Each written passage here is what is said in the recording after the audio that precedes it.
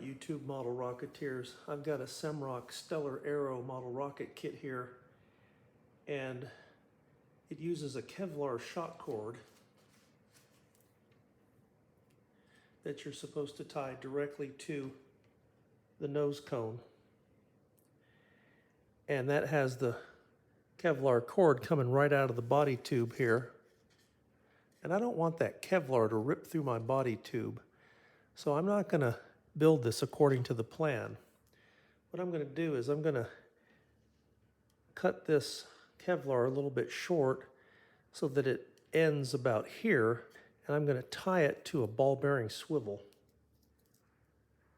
And then for the remainder of the shock cord, I'm going to use elastic and tie it to the other end of the swivel,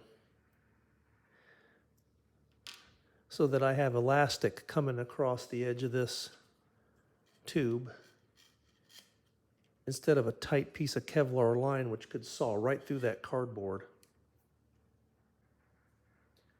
So I've pulled the Kevlar out the other end of the tube, and I made a mark on it. You can't see it, but there's a mark there that's just short of the other end of the tube. And I'm going to tie this swivel on there using a special fishing knot. We use really hard synthetic fishing lines that don't use the same kind of knots as regular monofilament. So I'm going to use one of those no-slip superline knots that we use in fishing to secure this line to this swivel. Okay, so here's the finished shock cord. I pulled the Kevlar through the back end of the tube, tied it to a split ring.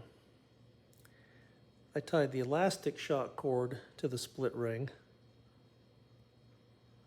I'm going to pull that back through the tube and out the front, and then I'll secure it to the nose cone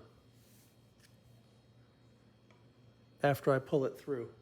The reason I used a swivel instead of tying the Kevlar directly to the elastic, Kevlar can cut through the body tube, Kevlar can cut through elastic. So I put an intermediate between the Kevlar and the shock cord, which is a ball bearing swivel. So there's the finished product. There's the Kevlar coming up through the body tube,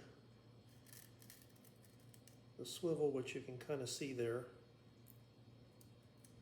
The elastic is tied to the swivel. Elastic is bearing on the body tube, not Kevlar, so I'm not going to zipper my body tube.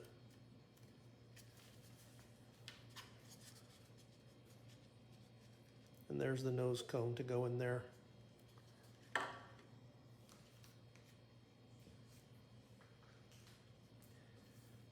I've never used Kevlar shock cords before. I started building model rockets a long time ago before they used it.